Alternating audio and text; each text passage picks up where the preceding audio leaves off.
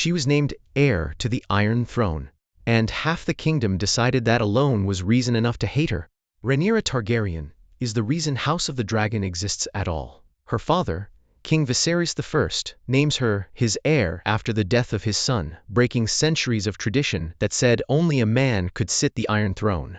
From that single moment, Rhaenyra becomes a walking argument, proof to some that a woman can rule, and proof to others that the realm is doomed the second she's crowned.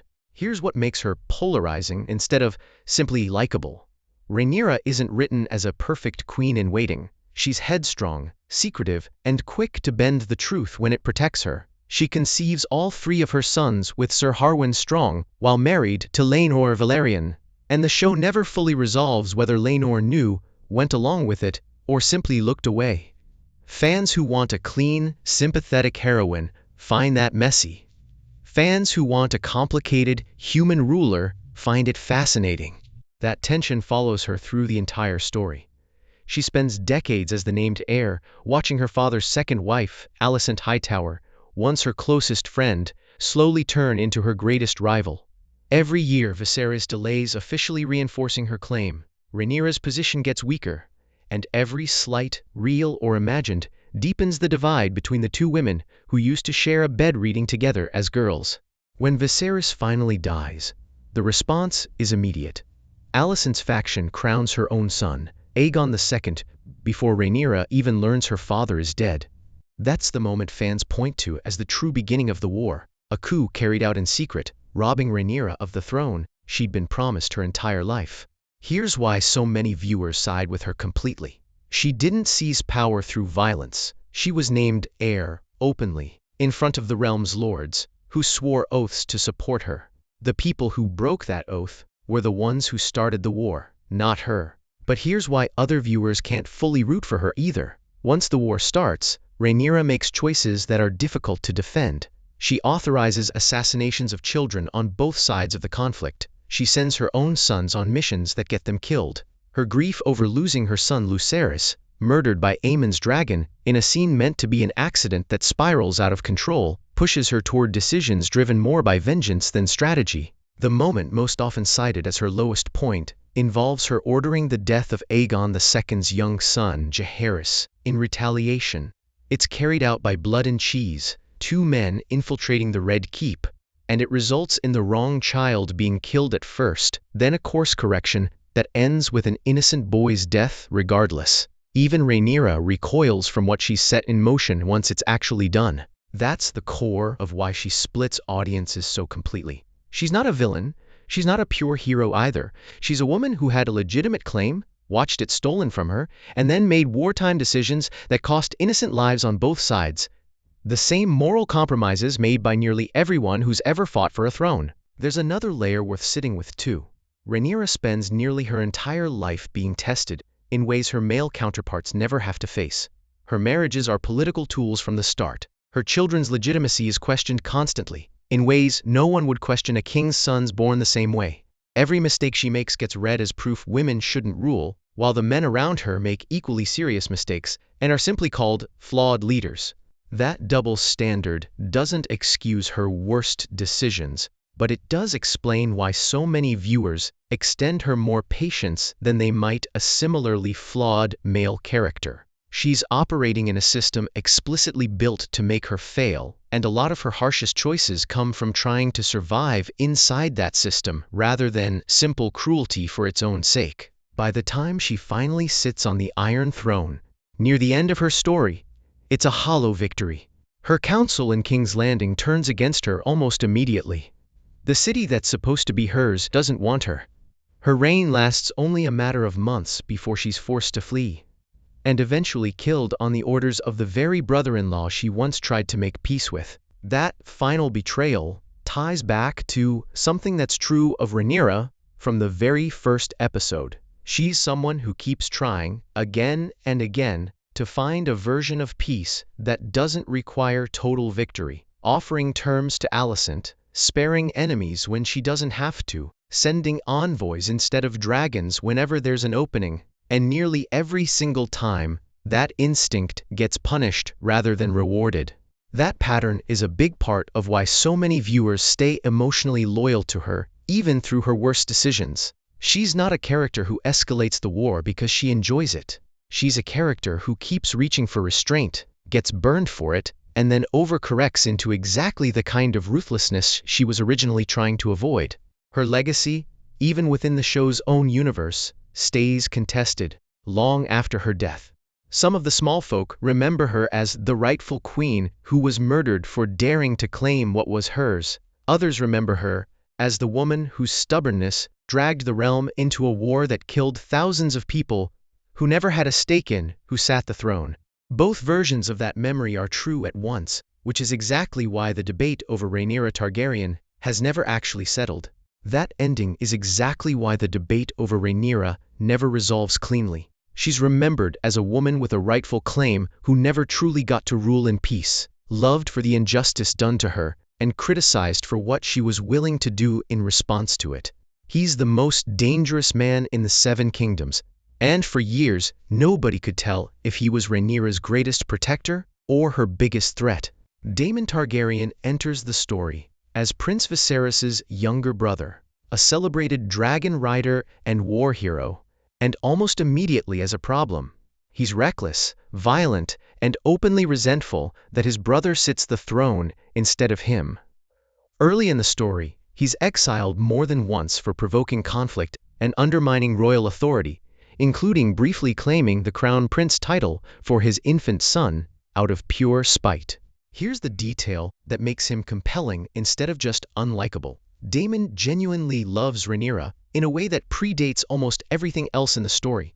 He takes her to brothels as a teenager, technically educating her about the realm, while also crossing lines that make audiences deeply uncomfortable. Years later, once his first wife dies under circumstances the show leaves deliberately ambiguous, he marries Rhaenyra himself, becoming both her uncle and her husband.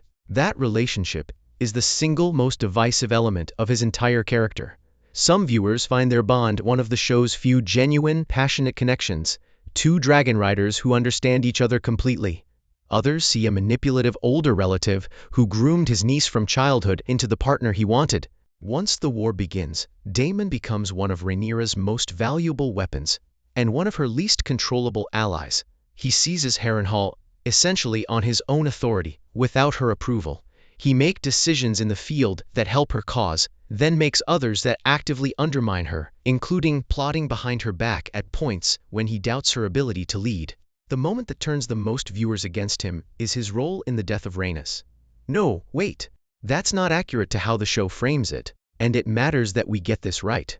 It's actually his temper and his impulsiveness at Harrenhal, isolated and drinking heavily, haunted by visions of his own guilt, that show audiences a side of Daemon that's less warrior and more a man cracking under the weight of what the war has already cost. By the final battle, Daemon makes a choice that reshapes how audiences see him for good. He kills his own dragon rather than let it be turned against Rhaenyra's cause, then commits fully to her side in the war's climactic dragon battle, dying in the fight against his own nephew, Aemond. That ending recontextualizes a lot of what came before. Fans who spent years unsure whether Daemon was loyal to Rhaenyra or only to himself finally got their answer, delivered at the cost of his life. He remains one of the show's most debated characters precisely because both readings of him are defensible. He's a genuinely skilled warrior who repeatedly proved his loyalty when it mattered most. He's also a man whose ambition, temper, and history of manipulation make him nearly impossible to trust completely, even after everything he sacrifices. Part of what keeps fans arguing over him is how consistently the show refuses to simplify him. Nearly every heroic act Daemon performs is paired with a selfish or violent one close behind it. He protects Rhaenyra fiercely, then undermines her authority in the next breath. He mourns his losses sincerely, then reacts to grief with reckless violence that creates new problems entirely of his own making. His time at Harrenhal captures that contradiction best. Isolated, drinking heavily, tormented by visions that seem to blur memory, guilt, and prophecy together, Daemon spends an entire stretch of the war essentially fighting himself instead of the enemy.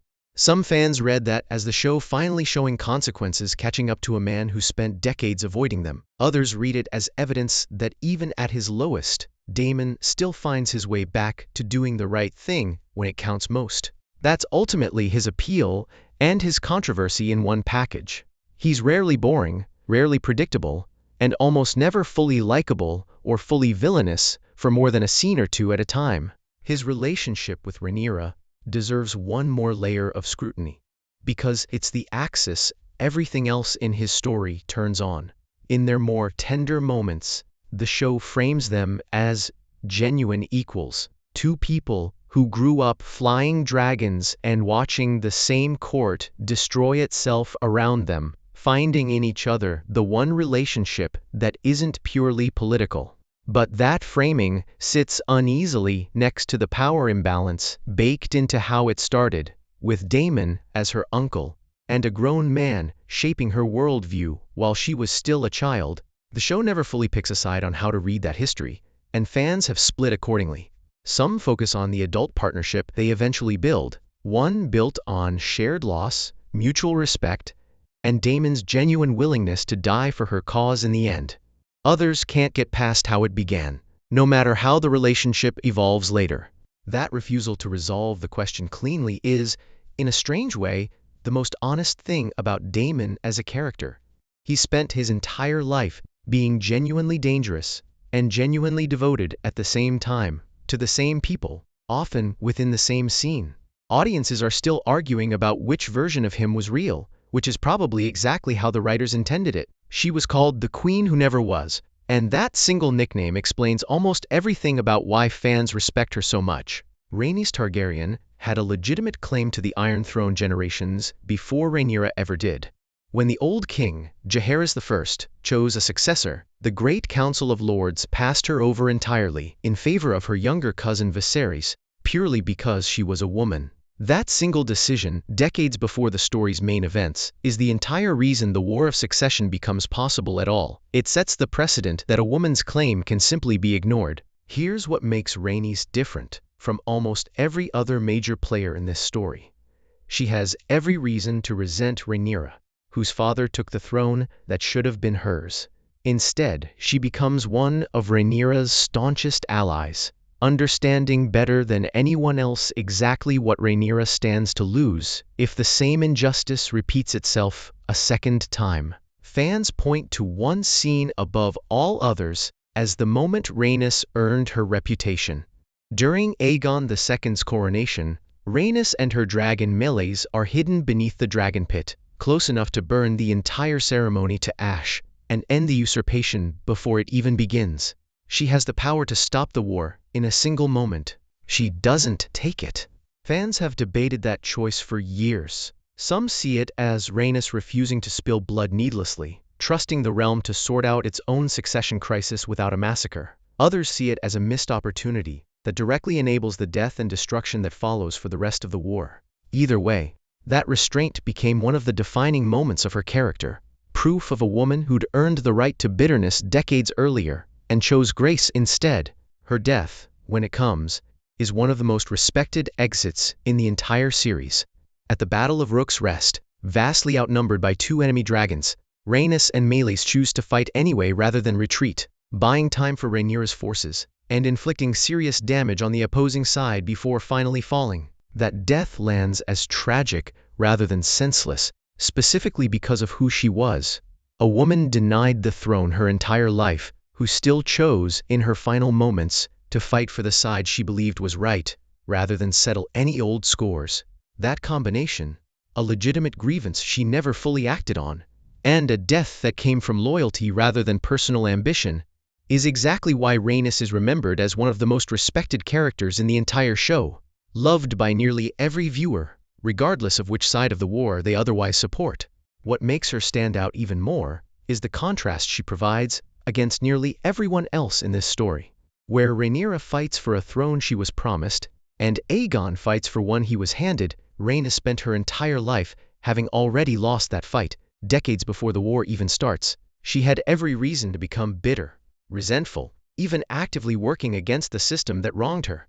Instead, the show consistently portrays her as clear-eyed, sharp-tongued, and fiercely protective of the people she actually loves, rather than consumed by the injustice she experienced. Her marriage to Corlys Velaryon reinforces that same quality.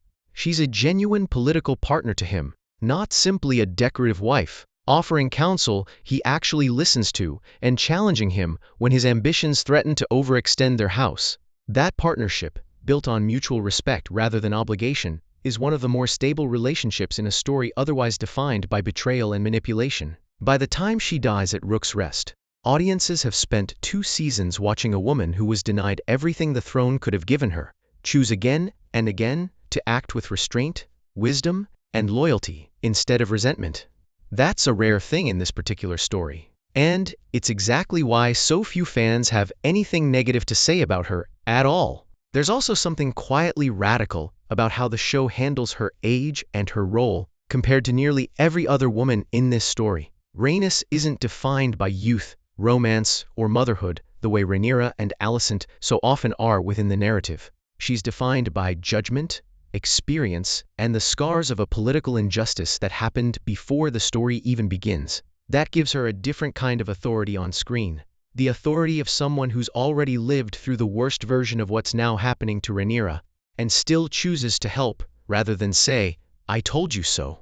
Her final scene in the air above Rook's Rest crystallizes that authority perfectly.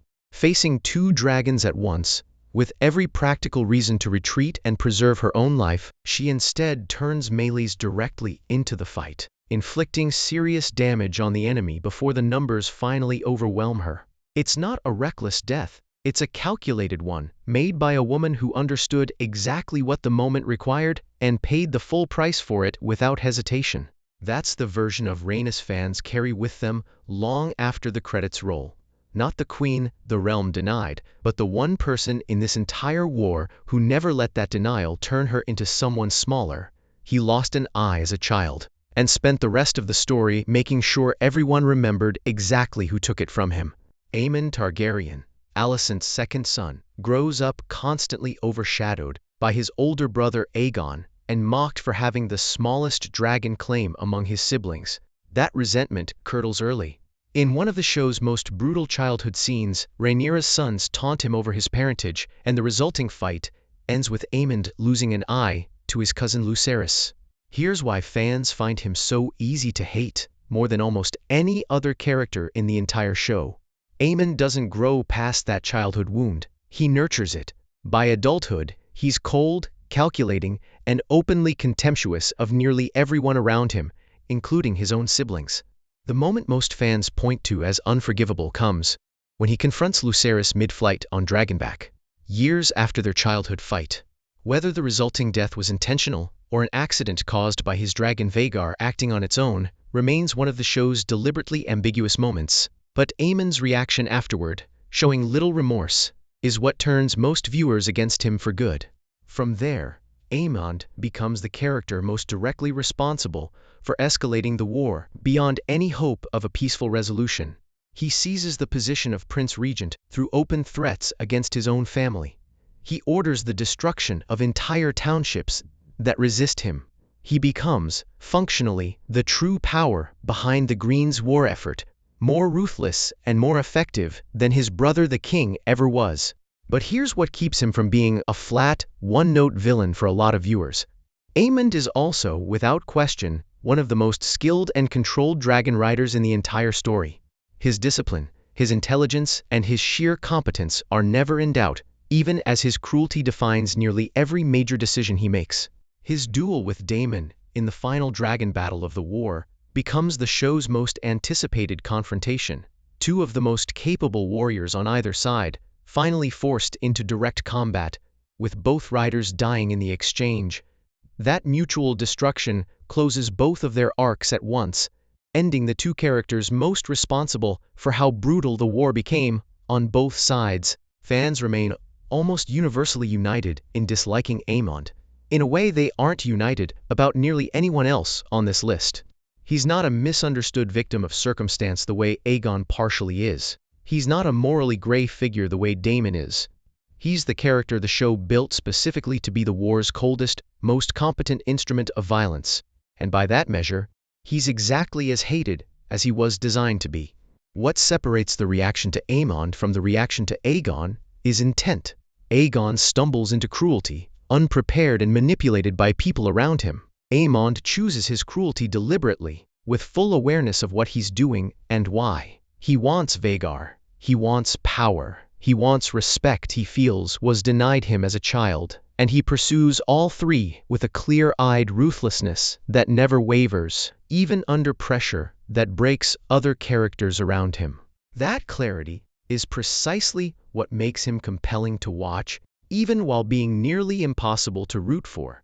He never lies to himself about who he is or what he wants, in a story full of characters constantly rationalizing their own worst impulses. Fans can respect the competence and the consistency of that, without ever wanting him to actually win.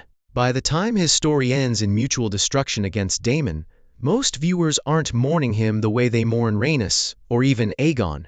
They're watching the war's most efficient, least conflicted agent of violence finally meet an opponent who matches him, a fitting end for the one character in this entire cast who never pretended his hatred was anything other than exactly what it looked like. There's one more detail that keeps fans coming back to Aemond specifically, even in a story full of other memorable antagonists. He's the character who most directly weaponizes competence itself. He doesn't need to lie, manipulate, or scheme the way some of the other players in this war do, because he's simply better at almost everything than the people standing in his way. Better dragon rider than Aegon, more disciplined strategist than most of the council, more willing to act decisively than nearly anyone on either side of the conflict. That combination of raw skill and total moral clarity about using it, however he sees fit, is what makes him land so differently from a character like Daemon, whose villainy is tangled up with genuine loyalty and love. Aemond's darkness never gets diluted by softer motivations. He wants what he wants, he's good enough to take it, and he rarely pretends otherwise, even to himself. That's precisely why, years after the show first aired, Aemond consistently tops most hated fan rankings with far less argument than any other character on this list. There's simply less to debate about him. He is exactly as ruthless as he appears to be, from his very first scene to his very last. She started this whole war, and she spends most of the story wishing she hadn't. Alicent Hightower begins as Rhaenyra's closest friend, a young girl brought to court by her father to comfort a grieving King Viserys after his first wife's death. What starts as companionship quickly turns into something neither girl chose for herself. Viserys marries Alicent, making her queen, and turning her childhood best friend into her stepmother almost overnight. Here's what makes Alicent's story land differently from nearly everyone else on this list. She doesn't enter the story wanting power. She enters it as a teenager, handed into a marriage by her own father for his own political gain, expected to produce heirs, and stay quiet about her own feelings on the matter. That backstory is exactly why so many fans have sympathy for her, even knowing where her choices eventually lead. She spends years as a dutiful wife and mother, largely sidelined by a court that only values her for the sons she provides. Meanwhile, she watches Rhaenyra, the friend she once shared a bed with reading books, get named heir to the throne that Alicent's own children technically have a stronger traditional claim to, simply because Rhaenyra was named first. The friendship between the two women doesn't collapse all at once. It erodes slowly, through years of small betrayals, misunderstandings, and a court that actively benefits from keeping them at odds. Alicent's own father, Otto Hightower, spends the entire early story maneuvering behind the scenes, feeding her suspicion and ambition for reasons that serve his own family's interests far more than hers. That's the detail worth sitting with. A significant amount of what fans blame Alicent for was actively engineered by the men around her, her father, and later her own son's council, who benefit enormously from her paranoia and her sense of injustice, regardless of whether either feeling was fully justified. The moment most fans point to as the turning point is the infamous green dress scene. At a tournament meant to celebrate Rhaenyra, Alicent shows up wearing green, the color of House Hightower, and by that point, a clear political statement. It's a deliberate provocation, and it marks the moment the two women stop pretending their friendship can survive the succession dispute building around them. From there, Alicent becomes the driving force behind crowning her own son, Aegon II, the instant Viserys dies. She acts fast, decisively, and in secret, robbing Rhaenyra of any chance to respond before the coup is already complete. Fans who side with Rhaenyra see this as the single act that starts the entire war. A betrayal of a dying king's final wishes, carried out by the person he trusted most. But here's the complication the show keeps returning to. Alicent genuinely believes, for much of the story, that Viserys changed his mind on his deathbed, mumbling a prophecy about their family's bloodline that she misunderstands as him naming their son the true heir instead of Rhaenyra. Whether that misunderstanding was genuine or convenient is something the show deliberately leaves unresolved, and fans still argue about which reading is more likely. That ambiguity is exactly why Alicent never becomes a clean villain the way some other characters on this list do. She's not scheming for power out of raw ambition. She's a woman convinced, rightly or wrongly, that she was honoring her husband's actual wishes, thrown into a war she then spends years trying and failing to walk back. As the war escalates, Alicent's guilt becomes one of the show's most consistent through-lines. She's shown repeatedly trying to broker peace, meeting secretly with Rhaenyra's allies, pushing for negotiated settlements her own son's council keeps blocking. She watches the war she helped start spiral further out of her control with every passing episode, increasingly aware that the people who benefited most from her decision, her father, and eventually her more ruthless son Aemond, never actually needed her blessing to keep escalating things further. That's the tragedy fans keep returning to when they talk about Alicent. She's a woman who made one enormous, consequential decision early in the story, based on a moment of genuine belief and manipulation she may not have fully recognized at the time, and then spends the rest of her life trying to undo the damage while holding almost none of the actual power required to stop it. By the later parts of the story, she's largely been pushed aside by her own faction, her sons and her father's allies, making decisions without her input, treating her as a figurehead rather than the queen she technically still is. That isolation is what finally pushes her toward reconciliation with Rhaenyra, meeting her old friend one last time to try to end the war she feels responsible for starting. That's why Alicent lands so differently from characters like Aemond or even her own son Aegon. She's not hated for cruelty or ambition. She's viewed with a mix of frustration and genuine sympathy. A woman who made one irreversible choice as a young mother acting on incomplete information, then spent the rest of her life watching people crueler and more decisive than her turn that single choice into a war she never wanted and could never fully stop.